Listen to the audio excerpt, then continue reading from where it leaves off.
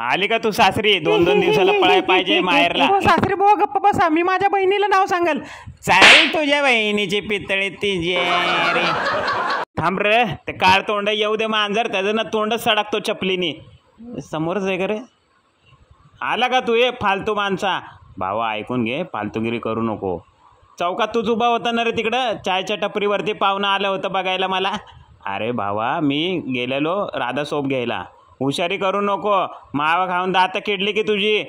कोण आहे रे तिकडं उभा? कसला आवाज येतोय वचवत? हात धाल हात. अरे काय तुमच्या लोकांची फालतूगिरी. हो इकडे या लवकर. आलो आलो. रोजला का माझी बायको मला इथं कुत्र्यावर मारते आणि तुम्ही तमाशा बघताय वय? नवरिया मला चड्डी कधी घेऊन देणार? ए बायको फालतूगिरी करू नको, मीच इथं लंगोटवर फिरतोय, मानतेन चालू आहे. ए डुकरा, अरे तू काय जंगलाचा राजा समजायला लागला काय स्वतःला? ज्याला त्याला धुमसतोय.